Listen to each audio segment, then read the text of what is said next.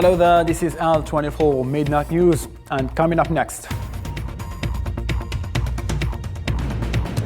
Algeria's permanent representative to the Arab League, Abdelhamid Shbira, stated that the Arab League reform file submitted by Algeria was discussed and its aim is to advance the League to better continue its missions. The Zionist and Lebanon finalized an agreement defining the maritime borders in the Mediterranean, opening up potential rich oil and gas fields.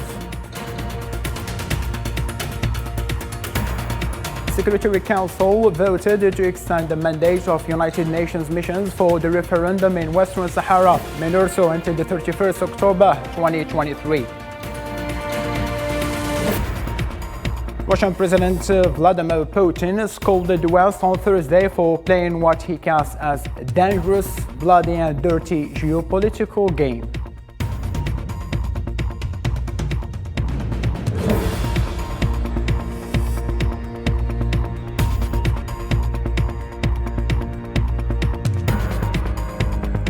Hello and welcome. First, starting from Algeria, the Assistant Secretary General of the Arab League states, Hussam Zaki, expressed that Algeria have provided all the necessary needs for a good running of the 31st session of the Arab Summit.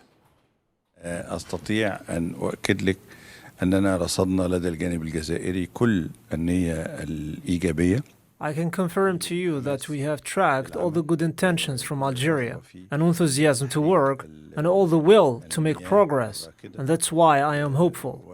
As for the preparations, we have praised them multiple times, and we also reiterated that Algeria has provided all the necessary needs for the smooth running of the Arab League summit, and we hope it will result in a successful summit. In same line of thought, Algeria's permanent representative to the Arab League, Abdelhamid Shbira, held a press conference to conclude the proceeding of the preparatory meeting of the Economic and Social Council.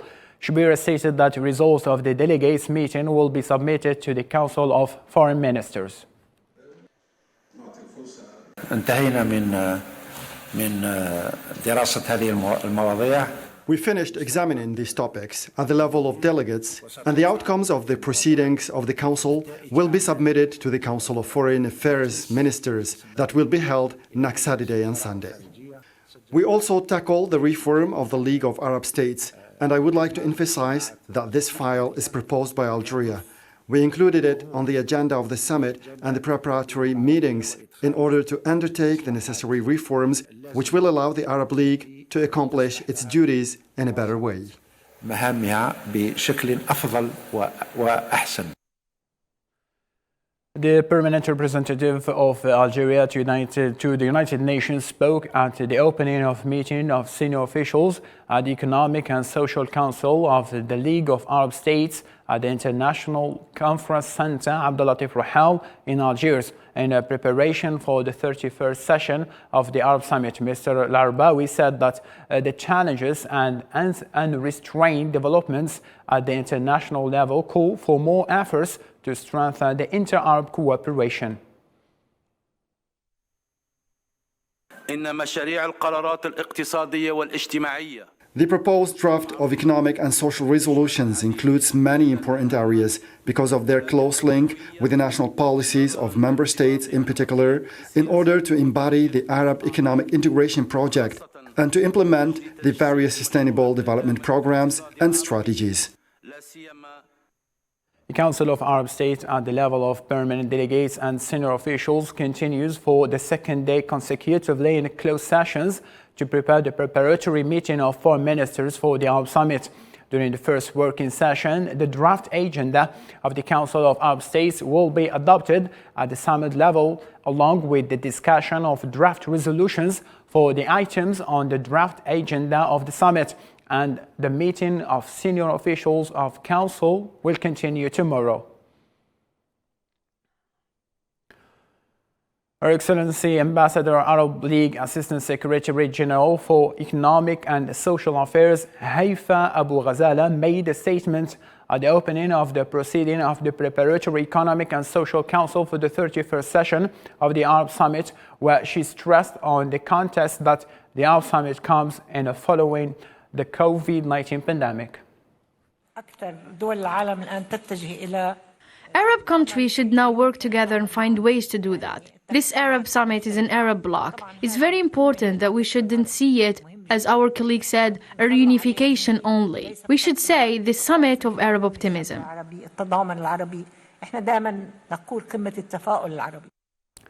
Permanent representative of Tunisia to the League of Arab States, Mohammed Ben Youssef, affirmed that with Algeria's presidency of the League of Arab States, it must move forward to unify the Arab ranks in order to promote solidarity and stability.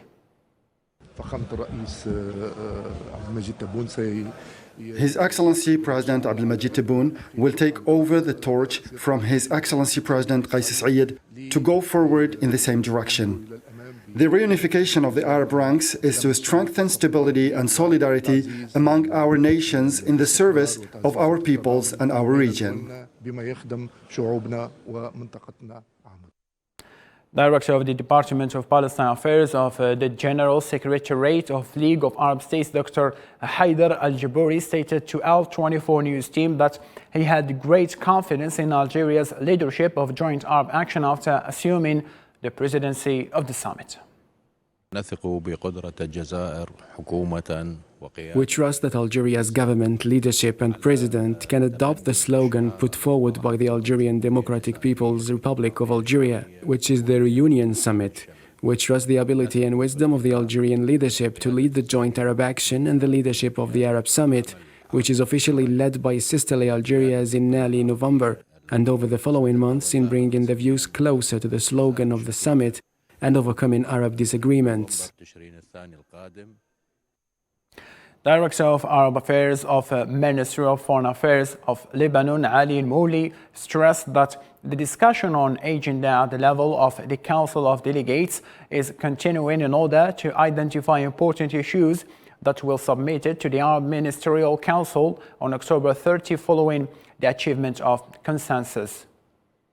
At the delegates level, we are still discussing the agenda, which includes many topics to be submitted to the Arab Ministerial Council on Saturday. Because the agenda is long, there are some issues that are still the subject of discussion, which is normal, because we have different perspectives in how to approach some files, and the debate will come to the context that is unanimous. In a different matter now, in the way of Algeria on Thursday, dozens of settlers stormed Al-Aqsa Mosque and carried out provocative tours in its courtyards, while the occupation forces arrested Palestinians in separate areas of the occupied West Bank. The Zionist violation against Islamic sanctities in occupied Palestine continue in light of the silence of the international community, which did nothing to stop them.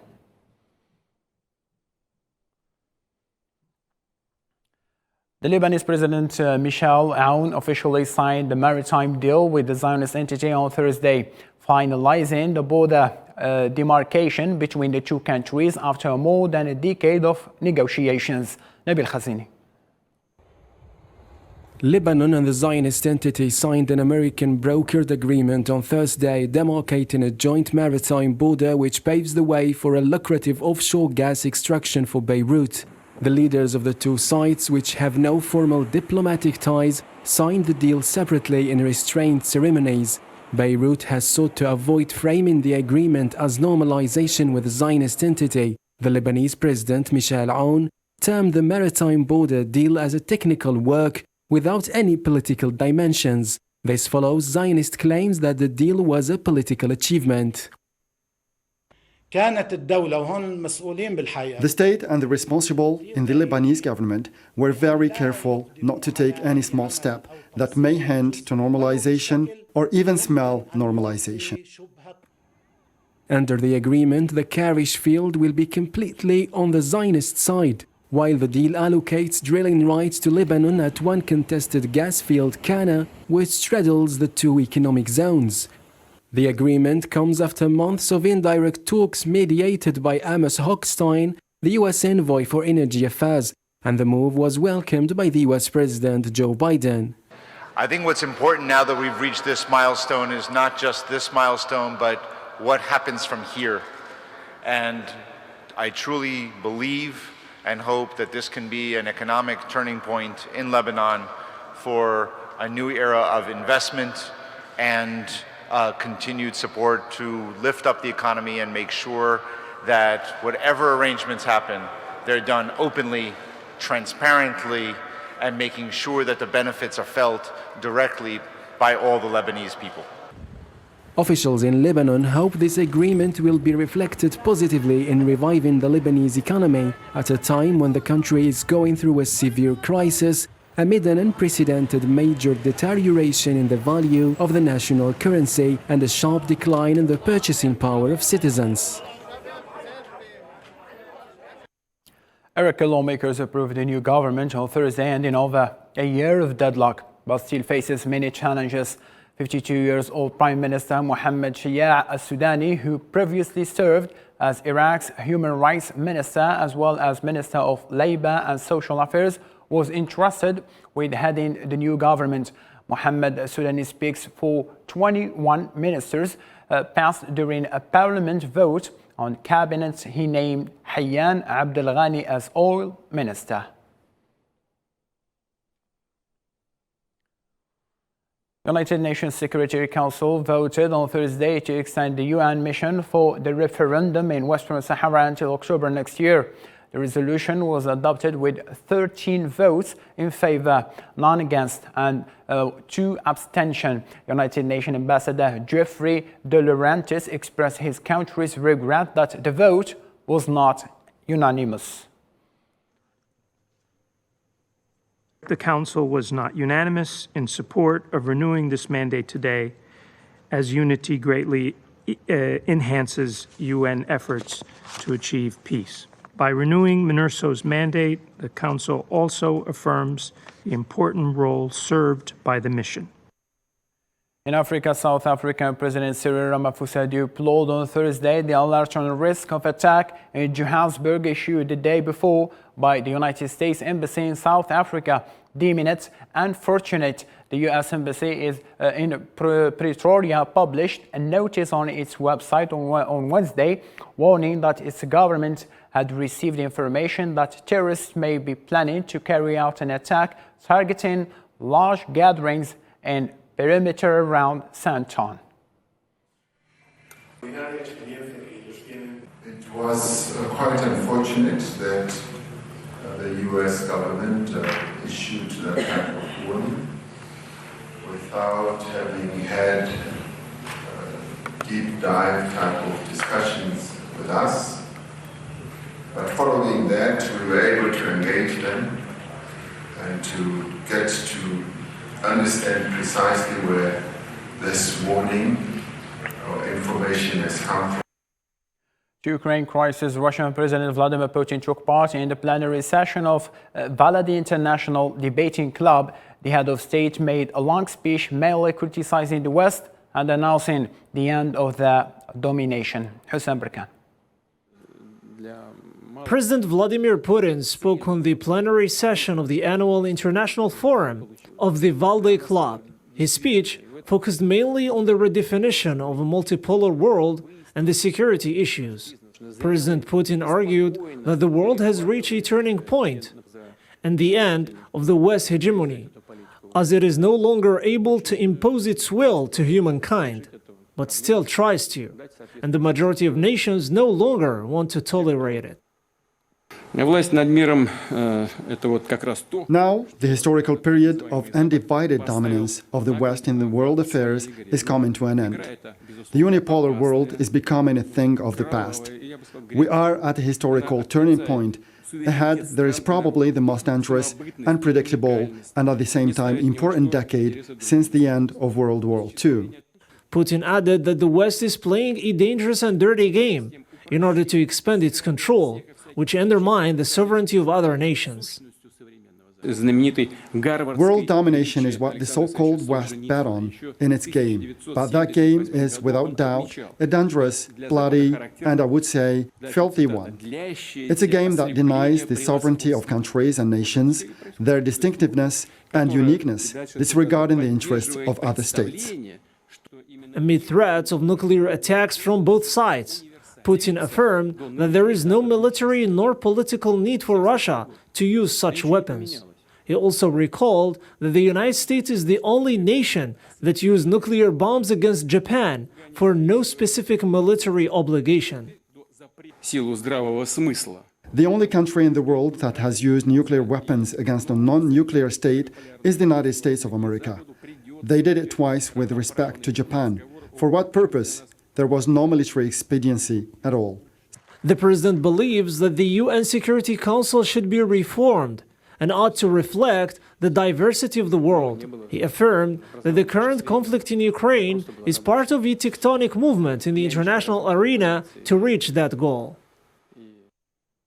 U.S. Defense Secretary Lloyd Austin said that the United States has not seen anything to indicate that Russia's ongoing annual exercises of its nuclear forces may be a cover for real deployment. U.S. officials says they have not seen indications that Moscow is preparing to use nuclear weapons, despite Russian President Vladimir Putin's comments about using nuclear weapons to defend his country. We have not seen anything to indicate that Putin has made a decision to use a dirty bomb, nor have we seen any indications that the Ukrainians are planning such a thing. The Ukrainians have, in fact, their leadership have indicated to us that that's not in their plan. Also, Lloyd Austin outlined the Pentagon's new defense strategy and affirmed that China remains a major challenge for the United States, despite that the Russian aggression in Ukraine. The key theme of the NDS is the need to sustain and strengthen U.S. deterrence, with the People's Republic of China as our pacing challenge.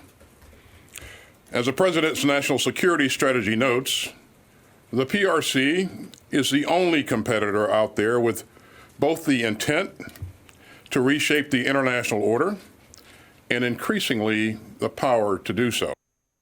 The Russian Foreign Ministry said in a statement that the Russian Foreign Minister Sergei Lavrov on Thursday spoke by phone with his Chinese counterpart Wang Yi. In a statement, the ministry said that Lavrov thanked Wang Yi for what it called China's support for Russia's position on a settlement to the conflict in Ukraine. The energy and fertilizer shortage experienced by the European Union is threatening the food production in the old continent, raising fears among the decision makers. More details with our colleague Mohammed Khatal. Since the outbreak of the Russian-Ukraine conflict, European sanctions on Russia have disrupted Russian chemical fertilizer supplies, and high natural gas prices have forced European chemical fertilizer production to fall sharply. Upali Galketi Archalaj, an economist with the Food and Agriculture Organization of the United Nations, said that Europe is heavily dependent on Russia and Belarus for chemical fertilizer imports. In the case of European Union, imports depend on few countries, especially Belarus and Russia. For example, two key ingredients in agricultural production all over the world, potassium, for example. If you take potassium, nearly 60% of potassium imports for the European Union come from Belarus and the Russian Federation. The energy crisis and fertilizer shortage are the biggest crises that the EU is facing, crises which cannot be solved in the short term, according to Upali Galketi Archalaj. In the short term, for the European Union, I see very hard time managing the crisis. At the European level, that is taking place, giving some flexibility, and then the whole purpose is to sustain agricultural production until this transition can take place from this high dependency on chemical fertilizer and energy to more sustainable means. It's worth recalling that the EU imported 2.9 million tons of ammonia and 4.7 million tons of urea for nitrogen fertilizer production in 2021. Coming back to Algeria in the context of the 31st session of the Arab Summit to be held in Algeria on November 1st and 2nd, Algerian Ministry of Culture and Art kicked off on Thursday the first edition of the Arab Book Fair with the aim of reunification of the Arab culture. Our own journalist Zara Ferjani was there and came with this. Algeria believes that culture is the basis that brings people closer, and Arab communities share a cultural value that unites their coexistence. As a contribution to embodying objectives of the 31st session of the Arab League Summit held in Algeria on the 1st and 2nd of November, the Ministry of Culture and Arts organizes the Arab Book Fair with the slogan, "The Book, a basis for reunifying Arab culture." In the context of celebrating the 68th anniversary of the Glorious Revolution as well as the 60s of independence, the Ministry of Culture and Arts organized a rich cultural, artistic and intellectual program that we start today with the Arab Book Fair. This exhibition, through which we want to consolidate the common historical value between the Arab countries, comes within the context of reunification of the 31st session of the Arab League Summit. At Mufti Zakaria Palace of Culture in Algiers, this exhibition was kicked off on October 27th, with the participation of 81 publishing houses. 62 of them are Algerian, and 19 are Algerian representatives of Arab publishing houses from 7 countries, namely Lebanon, Jordan, Egypt, UAE, Tunisia, Syria, and Saudi Arabia, with a total of more than 15,000 titles in all specializations. The Ministry of Culture and Arts, through this fair, wants to bring together Arab intellectuals through a parallel program to this salon, which lasts until the 4th of November, through a series of symposia and stimulating lectures by some Arab writers from Sudan, Jordan and Palestine, as well as Mauritania and Tunisia. They will be a destination for expressing Arab cohesion in the cultural and creative field.